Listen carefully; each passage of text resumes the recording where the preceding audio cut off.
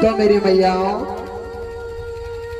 जब एक मैया अपने बालक को पेड़ की छाए में सुला रही थी तो एक कागा पेड़ पर बैठा था और कागा बार बार कांव कांव कर रहा था।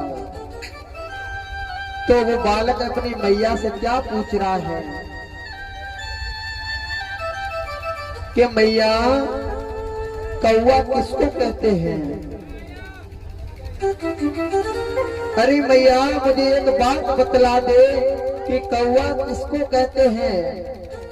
तो मैया ने एक बार नहीं 10 बार बताया कि बेटा, कौवा जो कांव कांव करता है उसको कौवा कहते हैं, और जो काले रंग का होता है उसे कौवा कहते हैं।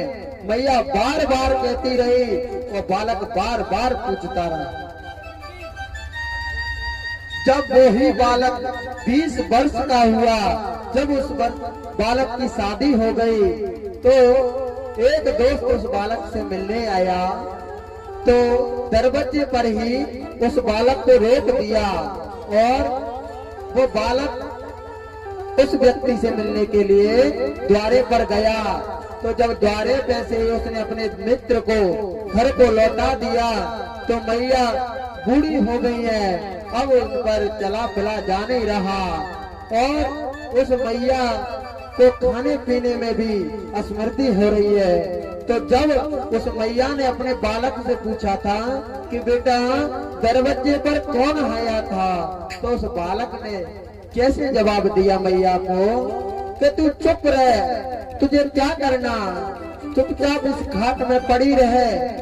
तो मेरे भक्तजनों से निवेदन है कि मेरे अयोध्या वासियों, कभी ऐसा मत करो। जब बचपन में उसी मैया ने तुमने पूछा था कि मैया कौवा किसको कहते हैं, तो उस मैया ने बार बार बताया, 100 बार पूछा तो 100 बार बताया। और जब मैया ने एक प्रश्न को पूछा तो तुमने अपनी मैया से बोल दिया कि तुम शांत रहो, तुमको क्या करना, तुम चुपचाप अपनी खाट में पड़ी रहो। तो मेरे वृंदावन वासियों, मेरे भाई बंधुओं से निवेदन है कि ऐसा अगर हमारी कथा में थोड़ा सा भी सामर्थ्य है, थोड़ा सा भी तर्ज है, तो हमारे भाई बंधुओं से हाथ जोड़कर निवेदन करता हूँ कि कोई भी भाई बंधु अपने माता पिता को ऐसा कभी ना कहे, क्योंकि बचपन से लेकर आज तक उन्होंने